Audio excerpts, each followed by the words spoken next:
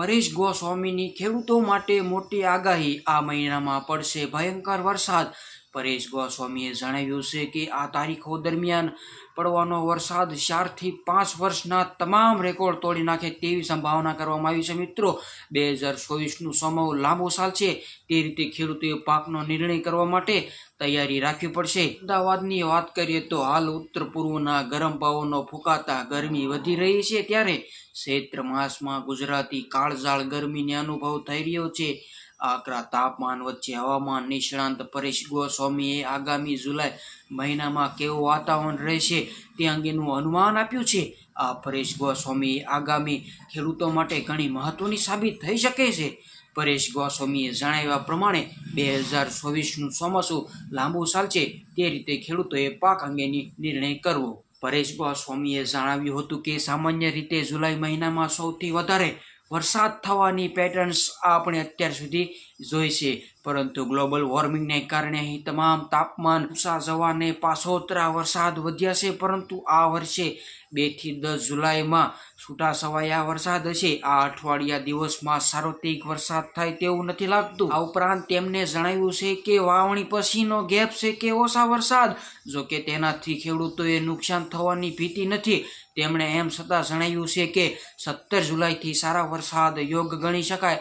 17 થી લઈને 27 જુલાઈનું જે સેશન હશે તે 12 દિવસનું સેશન હશે. આ દિવસોમાં ધોધમાર વરસાદ એટલે કે ભયંકર વરસાદ, ગુજરાતમાં અતિવૃષ્ટિની આગાહી, ભારેથી અતિ ભારે વરસાદ થવાની સંભાવના.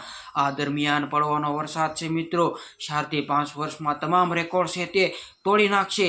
જી હા દોસ્તો, જે પાછલા 5 વર્ષ છે તેનો રેકોર્ડ તોડી નાખશે એવું પરેશ ગોસ્વામી આગાહી કરી રહ્યા છે.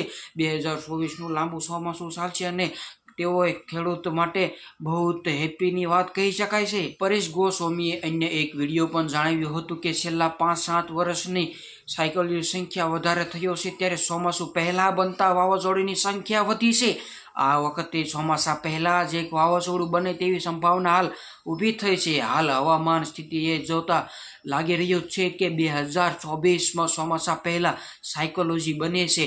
જો સાયકોલોજી બનશે તો 20 મેથી લઈને 5 જૂન એટલે કે આ 15 દિવસના ગાળામાં અરબી સમુદ્રથી અંદર એક સાયકોલોજી બની શકે છે. જોકે આવું કોઈ ફાઇનલ નથી, પરંતુ અત્યારે હવામાન સ્થિતિને એવું સૂચવી રહી છે કે સાયકોલોજી બનવાના ચાન્સ છે. પરેશ ગોસ્વામીએ જણાવ્યું છે કે ઓગસ્ટ 2023થી અલ્નોની સક્રિય છે અને આપણે તેને હવામાન વિપરીત પરિસ્થિતિને સહન કરી રહ્યા છીએ. ઓગસ્ટ 2023થી પણ હવામાન અનિયમિત જોડાઈ રહ્યું છે. શિયાળો સામાન્ય કરતાં ગરમ થઈ રહ્યો છે અને ઉનાળો સામાન્ય કરતાં વધુ ગરમ જોવા મળી રહ્યો છે.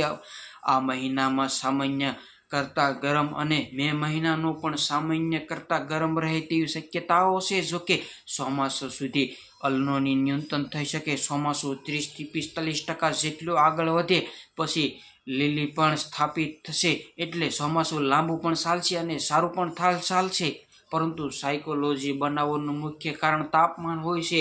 આ દરમિયાન તાપમાન 28-29 ડિગ્રી કરતાં ઊંચું જાય ત્યારે સાયકોલોજી બનવાના વધી જતા હોય છે ચાન્સ. મિત્રો, તો આ વાત થઈ આપણે ચોમાસાની. જી હા મિત્રો, પરેશ ગોસ્વામીએ આ વર્ષે આગાહી રેકોર્ડ તોડી નાખે તેવી વાત કરી છે મિત્રો. તો આવા ને આવા જ સમાચાર જોવા માટે અમારી ચેનલ જોતા રહેજો મિત્રો.